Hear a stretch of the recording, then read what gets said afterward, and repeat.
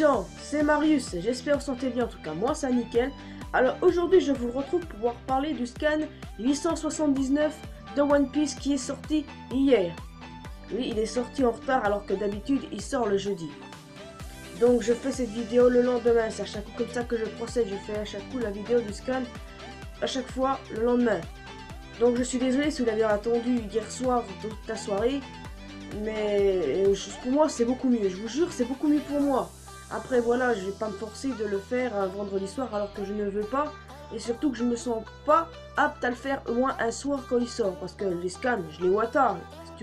Oui, d'accord c'est vrai. En tout cas ça a dû à un problème au Japon de ce que j'ai compris. Mais j'espère sincèrement que ce problème sera réglé et que les scans ne seront pas publiés tous les vendredis. Non parce que ça me fait quand même chier, je dois vous l'admettre, chier de me lever un samedi pour faire ça.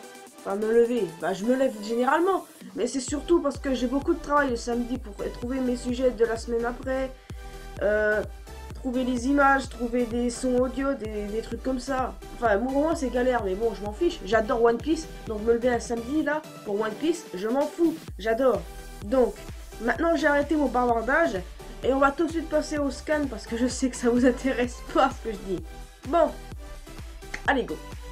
On va commencer par la première page comme je le fais d'habitude. Parce que la première page, oui les amis, est très intéressante. Même si on ne voit pas ça d'un très bon oeil pour certains. Certains ne font pas attention à la première page. Mais moi j'ai fait très attention parce que ça met des détails. Enfin bref. La première page, on retrouve de nouveau Sai, exactement Sai, alors que la dernière fois on s'était laissé avec une image en couleur. Sai qui est en une très mauvaise posture, qui est complètement amoché, et il a été amoché par son ex-fiancée, Ulycia. Dans l'état où il est, c'est complètement horrible en soi. Et Baby Five qui est en train de pleurer. Mais attends une minute! Pourquoi est-ce qu'elle ne l'a pas défendu? Hé! Baby Five, ressaisis-toi quand même! Va le défendre? Son honneur, quoi! Peut-être qu'au prochain... la prochaine mini-aventure sur lui, ce sera elle qui réussira à lui foutre le tonnier à la garce là.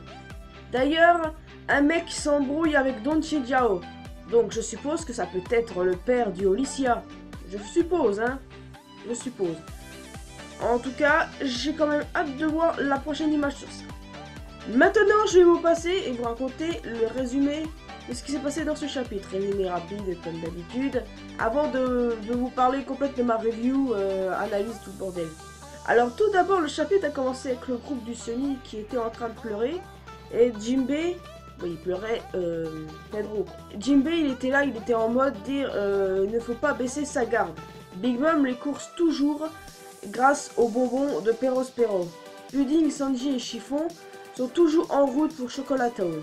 Et quant à Sanji et Luffy, ils sont toujours dans le monde des miroirs en train de se battre. Et Katakuri imite les moindres gestes de Luffy. Les moindres gestes. Le chapitre se termine avec Luffy qui est en très mauvaise posture et qui a été foutu contre le mur par Katakuri. Maintenant que ce résumé est fait, passons à l'analyse. Et qu'est-ce que j'ai pensé notamment de ce chapitre? Eh bien les amis, je l'ai trouvé très bon. Très bon, je l'ai kiffé. J'ai envie de vous dire que celui de la semaine dernière, je l'avais kiffé, et là je l'ai encore plus kiffé. C'est-à-dire, je pense que c'est le deuxième meilleur chapitre de l'arc One Cake Island. Et je dois vous l'avouer que j'ai trouvé ça génial, notamment avec le combat Luffy Katakuri, le speech de Jinbei et tout. Sanji Pudding et tout. Mais ça, je vous dis ça tout de suite après. Le meilleur arc de One Cake Island. Le meilleur chapitre, pardon. Donc pas pour vous, mais... Tout le monde pleure Pedro sur le Sunny et ça me déchire le cœur, vraiment. Tout le monde pleure sauf Jinbei. Jinbei qui joue le cœur de pierre. Et Brook qui lui fait remarquer. Pour moi, Brook a raison d'agir comme ça. Enfin, non, enfin, pas raison, mais... On comprend, Brook a perdu ses premiers compagnons de premier équipage. Il en a perdu un autre, hein, avec qui il était assez proche. Ils ont quand même fait une mission suicide ensemble pour les ponyglyphes. Donc, normal, moi je pense que Brook a également des infinités avec Pedro. Mais bon. En tout cas, Jinbei dans son dialogue n'a pas tout à fait tort. Il faut être tué ou tué, quoi. Enfin, tuer ou être tué. Qu'est-ce qui va pas avec moi ce matin? Peut-être parce que c'est un samedi. Non, en fait, ce que j'essaye de dire, c'est que Jinbei a raison dans son speech là, tout m'a plu. Je veux dire, il prend son rôle à sérieux. Alors que Brook, lui, se rend compte si seulement on était plus fort. Oui, bah ça, c'est pas un truc. Et puis t'as Jinbei à côté, il joue le mec, il joue le vrai mec, et il motive ses troupes, il leur dit, vous, c'est pas ce que Pedro voudrait à votre avis, ou un truc du genre, c'est une victoire pour Pedro et tout. Il arrive à les motiver d'une façon, et il prend son rôle très à cœur. Oui, puisque quand Zoro ou Sanji ne sont pas là, c'est lui en quelque sorte qui remplace Luffy, on va dire, mais il prend son rôle très à cœur. Il est à peine dans l'équipage qu'il prend déjà un super rôle. Et je trouve ça génial. Son dialogue, il est génial. À 100%. Après, reste à ça, ce sera quoi? Alors, je pense que ce sera le Monster Trio de Luffy. Luffy aura un Monster Trio à lui, oui. Bah, Luffy, il sera de côté, il sera tout seul. Alors qu'avant, le Monster Trio, c'était Luffy, Zoro et Sanji.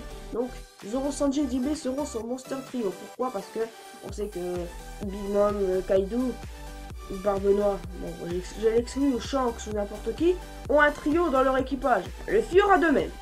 Enfin bref. Comme on l'a pu remarquer, Nami a encore la carte de Pudding. Vous savez celle qui lui a dessiné à Chocolaton au départ, quand elle jouait la gentille. Et ben elle l'a encore. Ouais, elle l'a encore. Mais seulement, on peut constater qu'ils sont encore plus dans la merde. Pour quel motif? Et ben le motif suivant, Big Mom continue de les courser. Certains vont me dire, attends une minute. Comment c'est possible? Vous avez lu le chapitre, vous le savez. Mais concrètement, Perospero l'aide à traverser avec ses bonbons. Exactement. Elle marche pas dans l'eau, elle marche sur les bonbons de Perospero. Perospero qui est posé sur le chapeau de Big Mom. Sur Napoléon, elle discute avec... Enfin, il discute avec. D'ailleurs, il y a un truc intriguant sur Napoléon. Aidez-moi, dans mon pays, les criminels n'ont pas le temps de quelque chose. Est-ce que c'est le fait de l'âme humaine de Napoléon qui parle là? Ça, c'est à vous de me le dire encore une fois. Mais je préfère maintenant parler de Perospero pour la bonne raison qu'il m'énerve. Exactement, avec son bras en moins. Son bras en moins qui réussit à remettre. Oui, à remettre avec son pouvoir. Bah, il met un bonbon, d'accord? Et il est complètement en train de gueuler, on va dire, parce qu'il ne pourra plus boire son thé avec cette main. Et bah c'est simple, tu prends l'autre. Qu'est-ce que tu fais chier? Donc il l'a bien perdu de toute façon. Et il m'énerve ce type, je vous jure, il m'énerve. Je connais pas des gens qui l'adorent. Bon, j'en connais pas mal sur Toram Oral Jackson, je l'admets. Mais je l'aime pas. Il a une tête à claque, j'aime pas. Mais il est flippant. La tête qu'il a... Il est flippant. Stop. J'en ai marre, il me fout des frissons.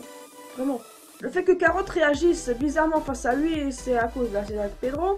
Mais ça me fait penser qu'ils peuvent essayer de s'affronter dans le futur. On va me dire, Carotte c'est une mique, elle est faible comparée à Perospero. Mais Perospero est déjà pas mal blessé, on va dire, à cause de l'explosion de Pedro. Alors, il y a des chances. Et surtout, que c'est pas normal, c'est Panel où les deux se font un sort de face à face. Un affrontement, je serais pas étonné. Mais que Carotte, elle ne s'en sort pas, quoi. À la base, c'était Zeus qui était censé porter Big Mom. D'habitude, en tout cas. Mais comme c'est Perospero qui gère. D'ailleurs, Zeus, où est-il? Et bien, avec Prométhée, ils sont dans un endroit complètement paumé. Ils savent pas où ils sont. Et ça, je trouve ça drôle. Parce que là, Big Mom est sans Séomi. Elle a que Napoléon et Perospero avec elle. Elle est toujours dans sa folie de gâteau de mariage.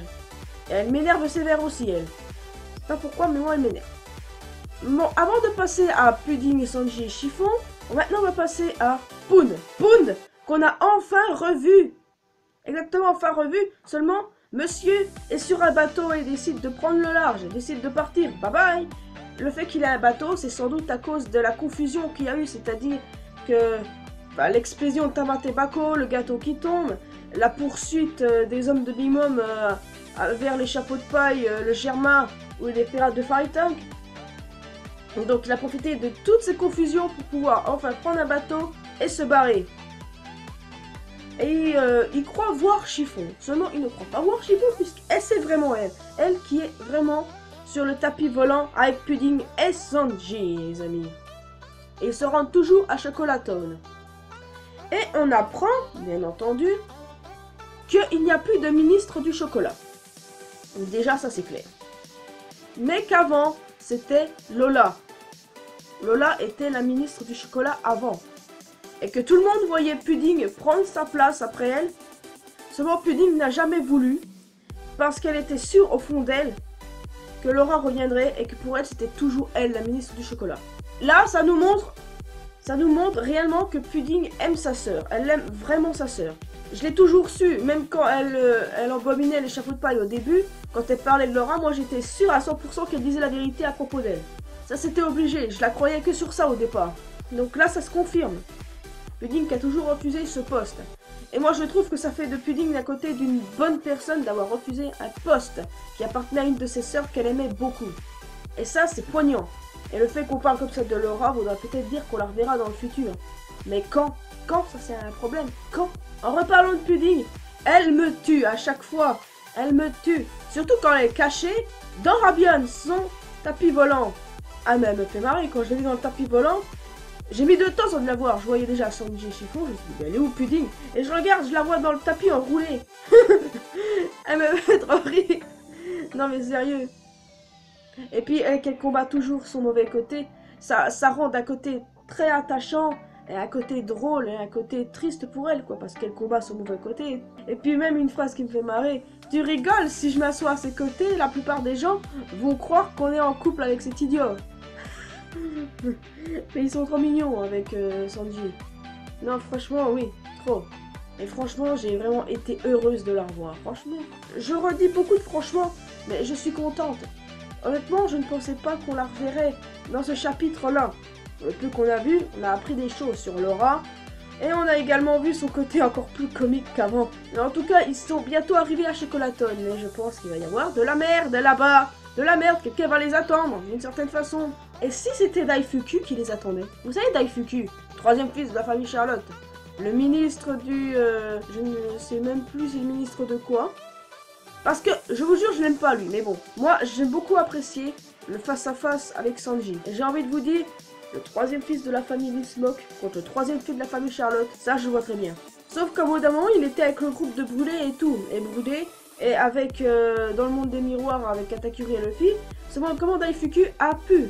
Et ben on peut supposer qu'avant que Brûlé, elle soit complètement hors série, quoi, hors chaise, ben, on peut supposer aussi qu'il ait pu aller à Chocolaton par un miroir. En tout cas, moi c'est sûr, quelqu'un les attend là-bas. Peut-être le Germa ou je ne sais pas. En tout cas, c'est peut-être... Peu importe. Moi, j'aimerais vraiment voir un face-à-face une revanche Sanji Daifuku. Ça, c'est mon côté personnel. Maintenant, on termine avec quelque chose. Le face-à-face entre Luffy et Katakuri. Toujours dans le monde des miroirs. Katakuri imite les moindres faits et gestes de Luffy. Ce qui prouve que le pouvoir du Mochi rivalise très bien avec celui du caoutchouc. Mais comme on dit, chaque pouvoir a un point faible. Donc le Katakuri doit en avoir un autre que l'eau. Luffy a besoin de creuser ses ménages. Par exemple, le Hawk Gatling, il a réussi à l'imiter. Et j'ai trouvé impressionnant. Je me suis dit, mais qu'est-ce qu'il nous fait là? Il est en train d'imiter. Katakuri le dit lui-même. Il lui dit, je peux faire tout ce que tu fais. Et ça, c'est génial. Un adversaire à la taille de Luffy. Elle ne sait pas comment il va pouvoir se démerder face à lui. Vraiment. Reproduire le pouvoir du caoutchouc, le Mochi peut le faire. Et ça, je suis étonnée parce que honnêtement, de leur combat, je n'aurais pas vu ça. J'aurais genre vu qu'il aurait... Ouais, non, en fait, non, j'avais rien vu de leur combat. Parce que pour moi, c'est dur d'imaginer un combat. Comment le combat peut se passer. En général, j'aime beaucoup quand des personnes peuvent se trouver face à face. Enfin bref, quand Luffy a essayé de l'attaquer son Elephant Gun, Katakuri a fait de même. Et son poids était beaucoup plus gros et beaucoup plus impressionnant. Vraiment. Ce mec mérite sa prime. Katakuri mérite sa prime. Mais... Et puis c'est le plus fort des Sweet Commanders. Le plus fort. Rien qu'à la prime, c'est sûr. Mais le plus fort. Est-ce que d'ailleurs vous pensez que le combat Luffy contre Katakuri n'est pas une sorte de Luffy versus Rob Lucci 2.0 On se demande. D'ailleurs, où est Brûlé? Je pense que d'une certaine façon, Luffy aura besoin d'elle pour pouvoir se casser de là quand il aura vaincu Katakuri. Mais ça, le vaincra-t-il?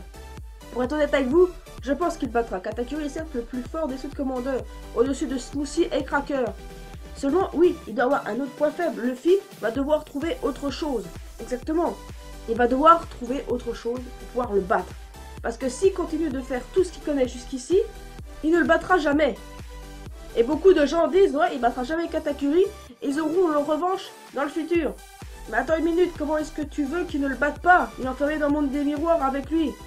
Et puis que s'il se fait battre par Katakuri, Luffy sera encore dans un bon état et ce sera terminé pour Luffy, mort de Luffy, fin de One Piece, et c'est fini, il n'y aura plus de One Piece.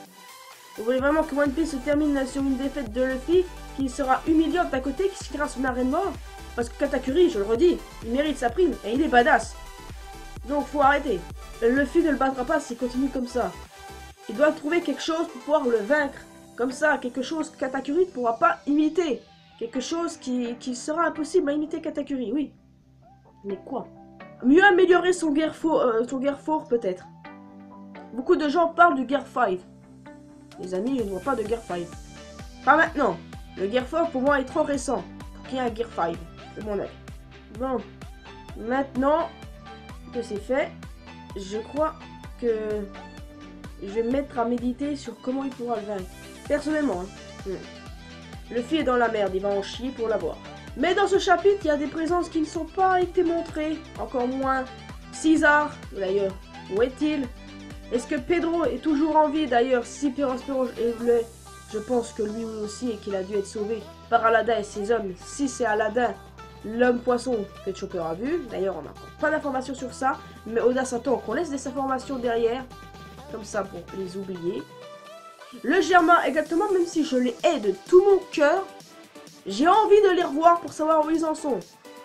Et Caesar également, parce que je suis prêt à parier que Caesar est avec eux. Non mais c'est vrai, je suis prêt à parier. Pourtant Caesar va bien devoir être avec les Mugiwara pour l'histoire avec Kaido. Vraiment. Où est Moussi également? Elle est la moins mise en avant des sous-commandeurs. Je pense qu'elle est après Capone Beige. Ou elle peut être après le Germain. Ouais, Compote aussi, Compote. Attends, on nous la présente comme un monstre de puissance. Et on ne la voit pas. D'ailleurs aussi, Pecoms, Tamago, Amand qu'on a revu un petit peu le dernier chapitre et qu'on n'a pas revu ici. Owen et Daifuku. Honnêtement, je kiffe Owen. Et j'aimerais le revoir. En tout cas, tellement de personnages que j'ai envie de voir et que je m'attends en tout cas. Je suis certainement sûre, je suis certaine d'un côté, que Oda, il va pas nous laisser ces personnages dans l'ombre. Je suis sûr qu'au bout d'un moment, il va les mettre. Il peut pas rester sur un truc comme ça. Non, il pourra pas. En tout cas, il y a tant de choses qui peuvent avoir lieu, mais l'arc n'est pas prêt de finir. Et je doute que Wano Kuni voit le jour en fin d'année. On verra bien comment il procède. Il peut tout enchaîner là. Eh bien moi, je vais vous laisser ici.